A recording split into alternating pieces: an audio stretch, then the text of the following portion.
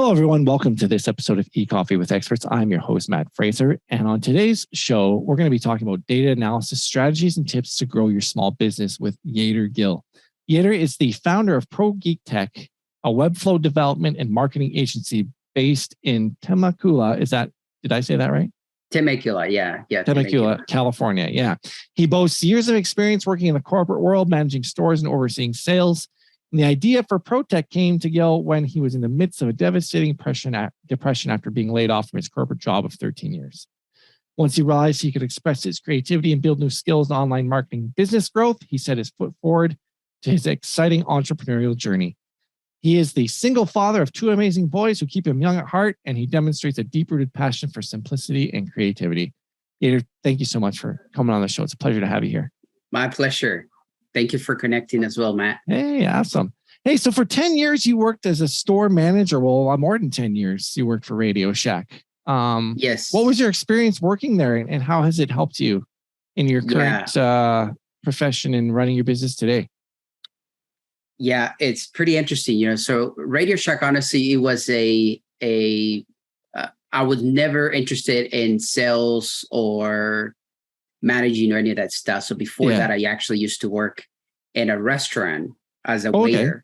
Oh, yeah. And so used to have this manager used to come from Radio Shack store to the restaurant. And he's like, hey, I want to, he's like, hey, why don't you work with us or work for us? I'm like, I'm not into sales or any of that stuff. I'm into serving. It's like, well, you still can serve people in Radio Shack. And I'm like, okay, what can I do there? Well, you got to serve them and sell them, whatever. Anyways, make long story short. The guy recruited me and I start working for Radio Shack. And, 6 months later, I became a manager. After that, I became, obviously they moved me to a bigger store. And then 13 years later, so of course, I was there as a senior manager, managed over 300 employees, and I trained them development. Obviously, we grow the companies. Every store we went to, Gorham normally, like the last store we had, it went from $600,000 to $1.2 million a year. So, we're just definitely, growing the company. Yeah, making an impact. Now, things that I learned from that was definitely, number one was managing people, delegating, when it comes to like performance, right? So, of course, all these companies, they care about performing. And so our performance was like critical on the daily basis. So I think, honestly, one of the other things too, more than anything, I think was building relationships, either with clients and also your employees. Because I think when you've been genuine with people, in the end of the day, they're going to buy your products. But when they see that you care about them more than the product that you're trying to sell them, people, they become so loyal. And honestly, I think that was our number one recipe. And this is one thing we honestly today, Progeektech, that's what we do too. Yeah. People don't care how much you know until they know how much you care. Isn't that true? Yeah, exactly. 100%. And if you treat your clients like that and your employees like that, it definitely helps. Yeah. So what was the event that led you to starting your own? I mean, in the intro, we touched a little bit about, you lost, something happened. What was the event that happened that, made me start Progeektech? Yeah. Several things. So number one, of course, I was laid off from a corporate job that I had for a long time. At Radio Shack? So a Radio Shack, right? Yeah. Number two, honestly, the hardest thing was, when you were working as a manager, so normally you are a slave of hours, right? You work 80, 90, 100 hours a week in all these companies. Yeah. And so, most of the time I was absent, from being at home with my kids or my ex and things like that. So, and I think that led to what happened, obviously separating and divorce. And so, unfortunately, my wife left. And so the hardest thing was, okay, how can I take care of my son or my kids at this time and provide for them at the same time and not be, away so many hours. At that time, they were very little.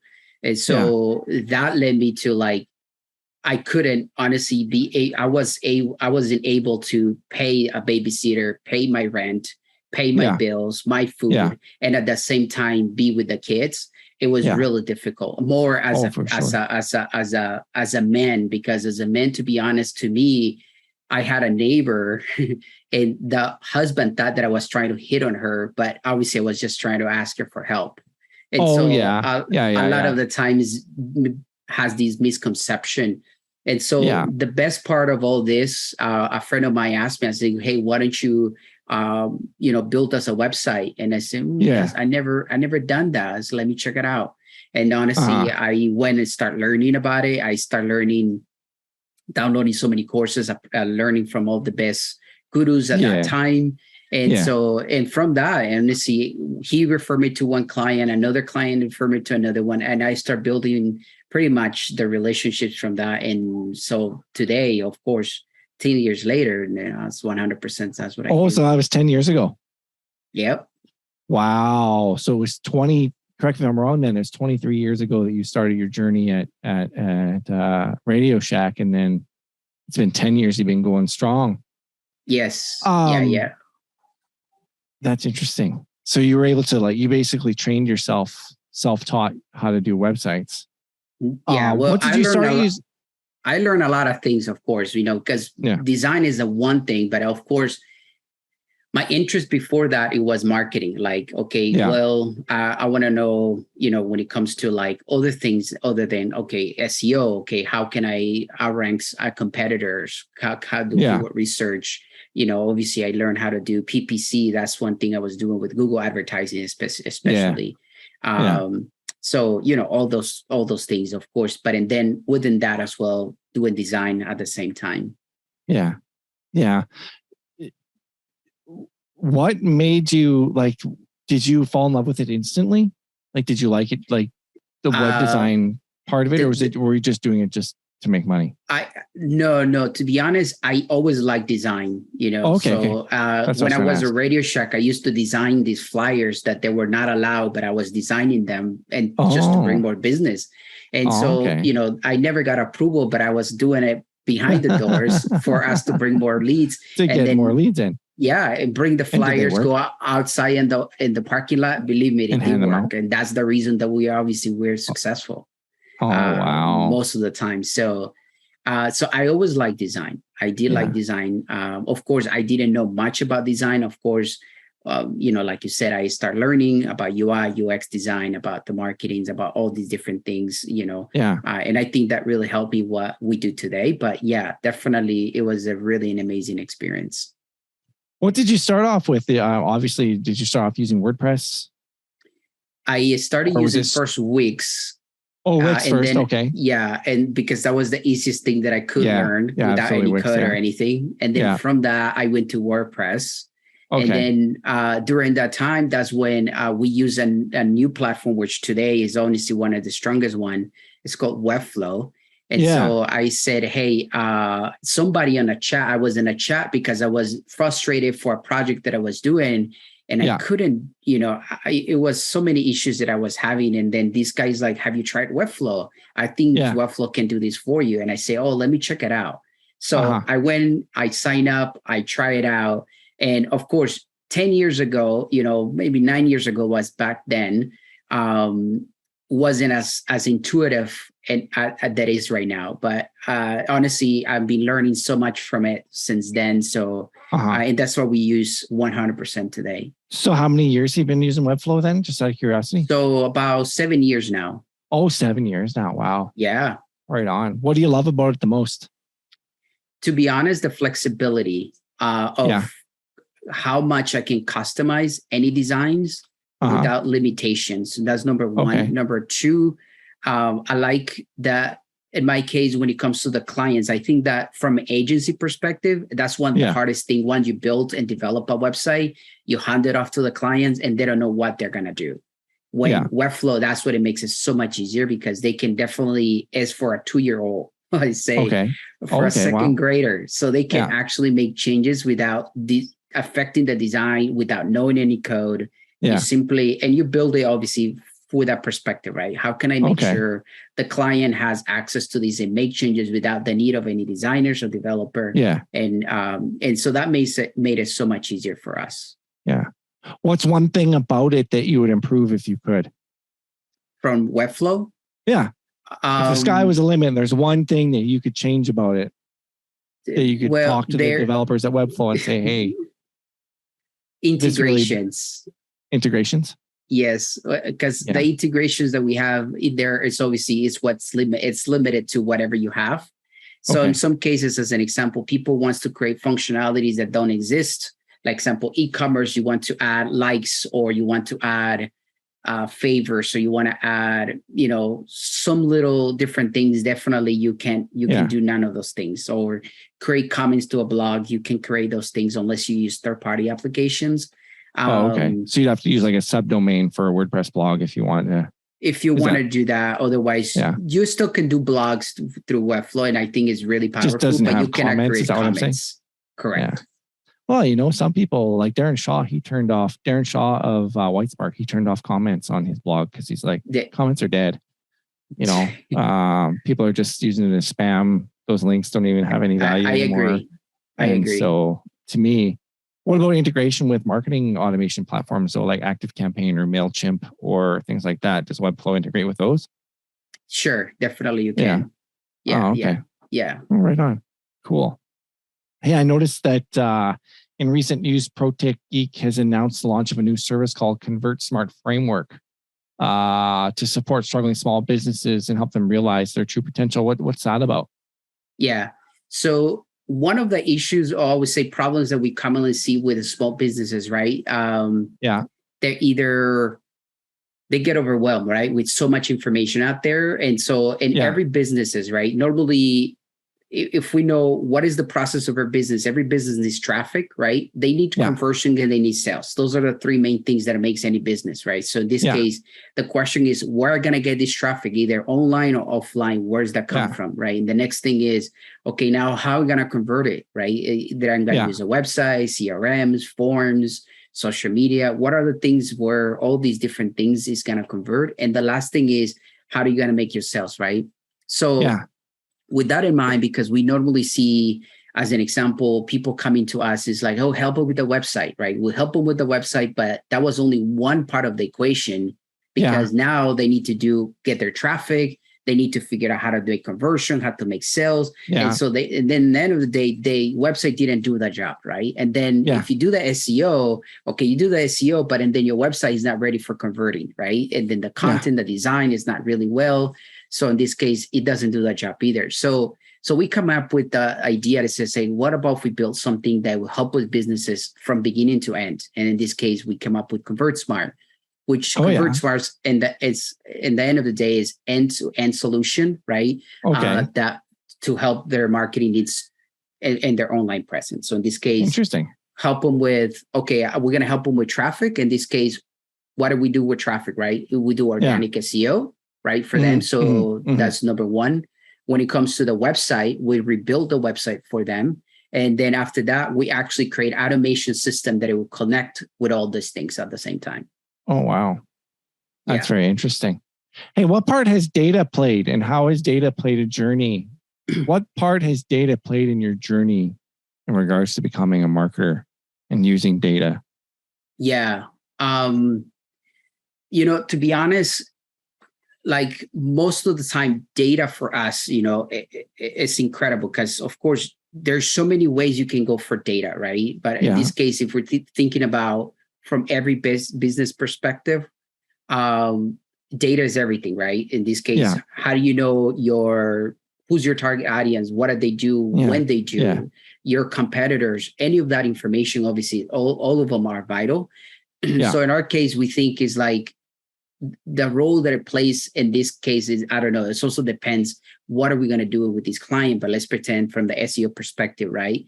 It's important for you to have a very good research when it comes to your keywords, your competitors, all these different things, your links and all these different stuff that is going to help you to actually use this data to, of course, make good decisions for your business. You know what I'm saying? Yeah. So I think definitely plays a big part of in our day-to-day basis when it comes to, from Google Analytics, of course, their website, all these different things, Yeah. What led you into, like, for instance, at what point in your career did you realize, like, because there comes a point in everyone's career where they need to realize that analytics is something that you need to know about.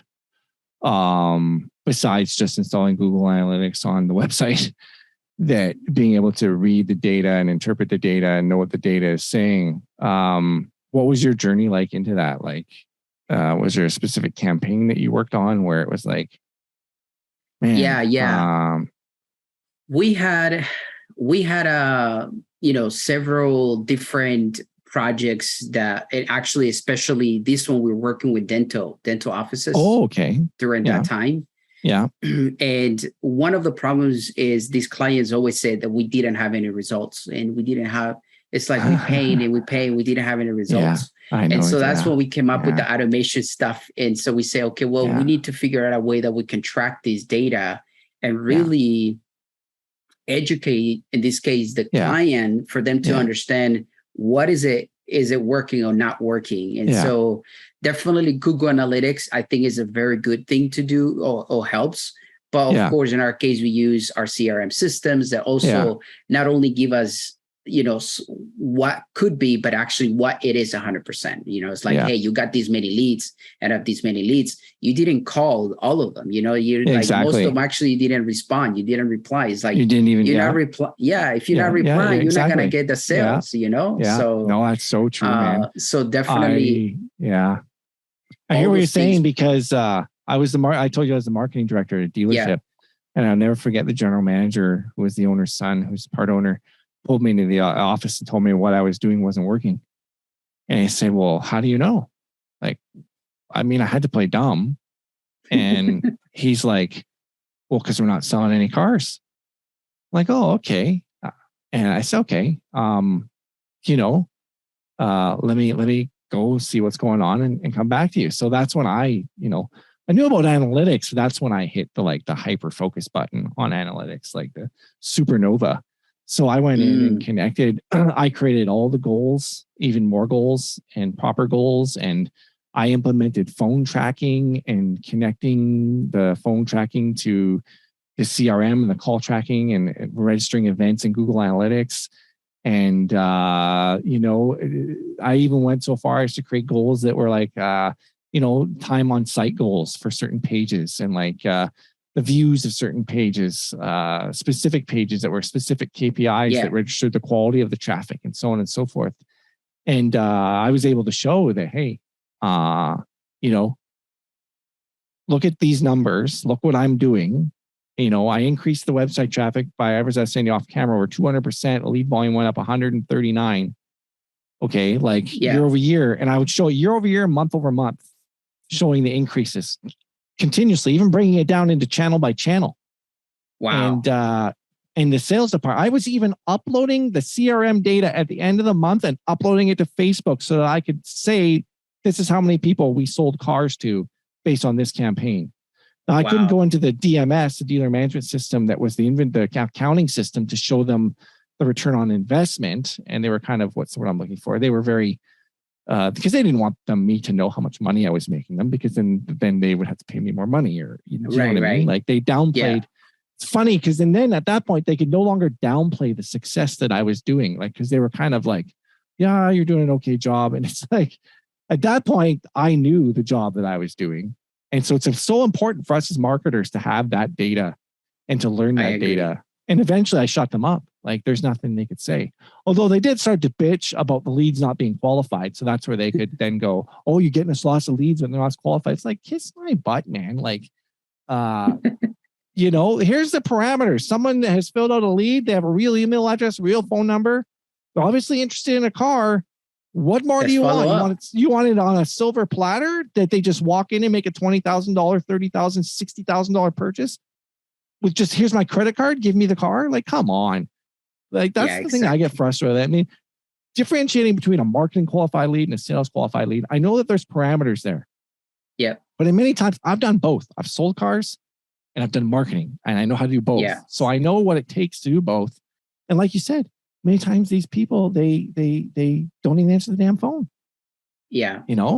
And you need to answer the phone. And what would you say would be if they're not answering the phone? Like, I don't know, but if you're like Dan Kennedy, he's like, you need to record every single phone call and have your people listen to every single phone call. And you better have phone scripts written for them that they follow. And you better audit them to make sure they're saying, because every phone call, that's a marketing channel. They're costing you money. That is 100% true. Yeah. So, I mean, what are your thoughts on how, if they're having problems answering the phone, let's say there's a plumber, he's working in his business. He's under the darn sink, fixing a sink or a furnace or whatever. Like, he can't, oh, I got to answer the phone. I don't know, man. What if he can't afford a secretary, because that's expensive. What do you think? What are some automation system? Yeah, automation systems. Yeah. What about a call answer service? Like, well, if you can't afford it. Yeah, that's going back to the same thing though. If you like you said, VA, virtual assistants, any of those things, of course, I think it will help. Unfortunately, not everybody is going to have budget for that. So in this case, if you don't have budget for that, you got to you have a CRM that can automate these things for you. Somebody, normally one of the things we were doing for several of our clients, actually would do that today. If somebody missed a call, like the call is not answered, automatically the system will send them a text message to them saying, hey, I'm sorry, I missed your call. How can I help you? And send them a text message. And the person, 90% of the time they respond and they say, oh, I was looking for this or that. And so that conversation just starts there, So by simply creating little things like that. Another thing we did this was for a commercial cleaning company. And what we did was he was having a hard time to convert people into the website, filling up the form. And so we actually, the only thing we did is implement a chat widget that it connects to the CRM. And that conversion went to 300%. People simply want to ask one quick question. Yeah. They just want to ask a question. Obviously, the data was telling you that people weren't filling out the form, right? Yeah. The analytics data. Yeah. So just from that, you made an adjustment and you implemented the chat. Yeah. Well, one things we see, right, was obviously we saw traffic. So going back to the problem, right, you got to see your three different, these things, right? If you have traffic, you have to have conversion. If you have no conversion, that means your traffic is not the problem, right? Yeah. So what's the problem here? Your conversion is the problem, right? Yeah. If you're having traffic, you're having conversion, but you're not having sales, in that case, your problem is not the first two, but the last one right here, right? So in this case, is like, well, how can I fix whatever your bottleneck is? That's what you got to tackle until you get it done, So in their case, we identify, obviously, they were getting to traffic, right? Because obviously they were going like 1,000% traffic. And then after that is like, but they're not having any conversion. So it's like, we simply say, hey, let's try the chat. We put it in and then boom, And so we implement. The other problem too, the challenges clients they have sometimes, or excuses, right? They might say, hey, I don't have time to be answering the phone or be chatting with people, right? Because that's a very common, it's a legitimate question. But I don't understand that, because you can't make money without answering the phone. And why are you in business then? I cannot agree more with you. Like, what are you talking about? You don't have time to answer the phone and interact with people. What business are you in then? Because if you can't connect with people, you should be jumping up and down for joy that your phone's ringing that much. Like, I don't know what it is you're doing. That just blows my mind away. That type of thinking, I don't mean to be rude or anything, but it's like, wow. Yeah. I think you really need to re-examine your business thinking and your business mindset in regards to, Yeah, totally. Yeah. So anyway, but, obviously you have to solve problems for clients that, I don't know, that they don't want to answer the phone. and implement solutions that enable them to be able to still get the business. Yeah. And I think also sometimes that's the challenge too, right? And I don't know if that happens with other marketers, but sometimes also you sometimes you put solutions for them, and then those solutions is still not happening. And then you're like, come on, man, what else can I do? Like, so one thing is going back to the dentist, we actually implement all these things, and guess what? It still was not happening. Yeah. Oh, what the hell? What was going on then? Yeah. So obviously the problem was their Receptionist? their excuse receptionists, right? Like they're too busy, this and that. I say, okay, do you think it's because they don't know how to use the system, or they don't know how to answer, or they don't know how to reply? So we obviously went through some training back and forth to make sure they get it right. But to be honest, in the end of the day, I will say the problem in this particular case was accountability. Yeah. Not from the receptionist, but from the actual owner. Okay. Because she really put the responsibility in other people, and then she didn't hold them accountable for. She didn't hold them accountable. You know what I'm saying? Wow. So in the end of the day, as a business owner, it's, you have to make sure people, that's what you pay them for, right? And then of course you want to make sure you bring more business. And I think that sometimes what I normally think that happened with this specific client was that she was busy and overwhelmed with all the stuff that she was doing, that she really, it was easier for her to ignore it or just forget about it. You know what I'm saying? Wow. But she's losing money. She's losing money. Definitely. So what did you leave? Did you keep them as a client, or did you let them go? No, unfortunately, no. You cut them loose. Yeah. See, these stories that you're sharing is the reasons why I don't do client work anymore. I actually refuse to do it. So I tip my hat to you for doing it. But I realize that it takes a certain personality to be able to do what you do. And there's certain people on this planet who can, you know what I mean? Like from a personality test, and I just don't have the patience for it. There's 1,000 other, I know there's other ways to make money besides doing client work. Not to say that discourage you from what you're doing. I'm just saying that takes a certain person to be a plumber, a certain person to be a musician, certain person to be a teacher, certain person to be a agency owner. So, and there's people that absolutely love it. They absolutely like yourselves. They like, I know you do. I can tell by your vibe that you absolutely love helping clients. I've talked to agency owners that just, they get so much joy out of helping small business owners and other types of businesses. Make an incredible impact and seeing the growth of their business. So believe me, it's very rewarding when you see those things though. Now, in our case though, I think today, of course, we've been learning from a lot of mistakes like everyone else. And so, now we not in the stage that we work with everyone, because we used to be in a stage that we work with whoever knocks in our doors, like, hey, we want to work with this person, right? But now, of course, we pre-qualify them and figure it out. They're a good fit for us. So really, we don't care. Of course, we care about the results that we want to bring into them, but also we care about the relationship we can build in the long term. And,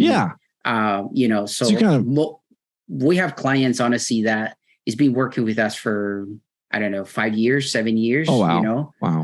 And that's the type of relationship we like to build with every one of our clients. So what I'm hearing is you vet, in the beginning, you worked with anybody who had a heartbeat, and now you vet your clients to a certain degree and filter them out. And, what are some of those factors that are at hand? For instance, is it a certain amount of revenue? Like if you have to do minimum $1 million a year in revenue? Yeah. No. To be honest, I have never asked the question about revenue. And the reason is because most of the time people feel like when you're talking about money, is you're more interested in how much money they're making than how much money I'm going to get paid. So, so most of the time I care about their characters, how patient they are, how collaborate, when they collaborate with people, how responsive they are. Their attitude, their energy. To be honest, I see all these little things. And when it comes from business perspective as well, I see like how much they want to grow, what is the goals they have, and all these different things, So obviously we have some red flags like that we looked at. And so some of these, you read my mind. I was just going to ask you that question. What are some of the red flags and from your experience? Totally. Some of those red flags, of course, in this case, I would say, it also depends, right? Because the main things we do is two main things, right? We do web design, which comes to Webflow. And then the other thing we do is search engine optimization, right? And so we used to do before this, we used to do obviously PPC, but we don't do that no more. We focus more in these two parts, right? So we do Webflow design, which in this case, recently we've been working with quite a lot with, SaaS companies, startups, and things like that. And then the SEO part as well, right? Okay. But some red flags here is like normally how much results they want in such a short time, right? Or there you go. That's a huge red flag. Yeah. So, or sometimes they're very demanding. Like, I want this, it's like, by when do you need this? Oh, I need it by, let's say, next week. Okay, well, what happened if next week didn't happen? And you start seeing more of their attitudes and things like that. And that's what I was telling you. Attitude is extremely important. Yeah. And so all other things too, when it comes to red flags, of course, I think it's important for people to compensate, how much work we're going to do. And a lot of the times we see, like in our case, we don't really we care to help businesses, but we don't want them to take advantage of us. Right. Yeah. And it's quite often, a lot of the times people are trying to find, how can I take advantage of these people? Yeah. And so in these cases, I looked at those little things too, is like, are they trying to take advantage of us, or, like, are we trying to, really grow their business in a way that that both can be fair for both of us? Yeah. Yeah, absolutely. So how do you politely decline the work from those particular? I got two strategies for that. Yeah. Care to share? Yeah. One of them is either I give them a price that is way out of their range. Unfortunately, they're not going to be able to cover that. Like, okay. That's so smart. Because unfortunately, and I'm being genuine when it comes to, like, I don't want to rip them off, but in a way it's like, hey, this is what normally we charge. Is it something it can be within your budget? Is that if it's outside, it's not going to happen. So normally that's one. Honestly, the number two is simply I say, you know what, thank you, but I think that I can recommend you someone because I may not be the good fit for you. Yeah. Yeah. We don't do this type of work and refer them to your competitors. Yeah. That's a good one. I know you don't do that, but I had to make a joke. Why not?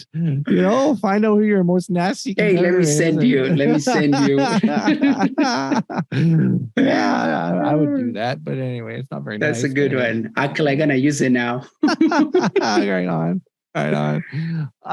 That's good. Yeah. So are there any other things that is there any question I should ask you that I haven't asked you already? Or that I should have asked, I mean. Is there any question that I haven't asked that I should have asked?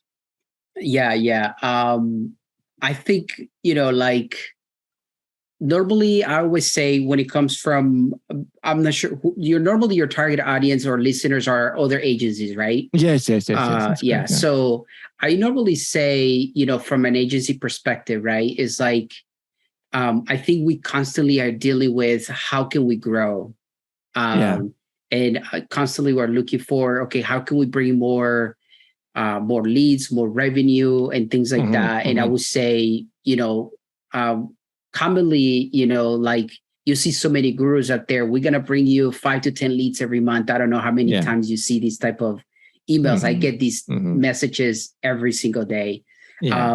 I think one of the questions I will probably say that when it comes to talking to other agencies and things like that, one of the challenges that we probably commonly have as well will be talent. I'm not sure when it comes to, like, last week. It's a common problem. Yeah, it's a common problem. Like, we had, in our case, we do design, right? And I was looking for a UI UX designer. And I went to all these groups that exist in Facebook, maybe like 20, 30 different groups, and I post in all of them. So you will imagine how many of these leads, how many of these applicants came, right? And most of them, they give you all these amazing portfolios, right? Like, oh my gosh, amazing is this really yours? It's really exactly. Exactly. So what I did is I was like hiring these people, and then the design that they showed me, then the design they were giving me is like, dude, this is garbage. Like not even close. Yeah, it's garbage. Yeah. And so what I did is like, well, what about if instead of me, out of all the ones I think they're the best, I'm just going to I'm going to pay them to all of these ones, but I'm just going to give them a test. Okay. I want to see, can we do a design for this and this and this? And I give them the same design to all of them and see what kind of design can bring me. And so I did that for maybe like 2-3 weeks to find one person out of 90 people. Wow. You know, and so that's exhausted sometimes for that is exhausting. You know, Yader, you know, that's wow. So, and honestly, like it's incredible to see how much talent is out there, but you don't actually find people that has the level probably of design that you're looking for. Like in my case, we're very picky when it comes to that. And of course, so sometimes so sometimes it's very difficult to find talent. And I would say one of the things where business owners is or other agencies is probably create different ways for them to find these talents. Obviously sometimes can be challenging, but I think it can happen. This is obviously in my case, that's what I did. Create pretty much pay them for the test. Hey, I'm going to pay you, you know, for the next 10 hours to do that. Yeah, absolutely. Well, hey, I want to thank you so much for being on the show today. If our listeners want to connect with you online, how can they do so? For sure. Yeah, they can find me on obviously our website. Our website is it's Progeektech. So it's PROGEEKTECH.com, right? Progeektech. Otherwise, of course, they can find me on LinkedIn. And LinkedIn, I'm pretty connected quite a lot with. So you can find me on LinkedIn /Yader Gil. Or it's with a Y, YADER GIL, Yader Gil. Have I been saying your name wrong the whole time? If I have, my apologies. It's Yader? No. No. I made people confused because I put it with a J, but I pronounce it with a J, but it's spelled with a Y. Okay. So is it Yader or Jader? Because I want to say it right. Oh, both. Okay. It's like my name's Matthew or Matt. My given name is Matthew, but I go by Matt because that's the nickname my grade 5 French teacher gave me. But anyway, well, hey, it's been a pleasure having you again. I'd love to have you back on. And thank you so much for being here. My pleasure. Thank you so much as well.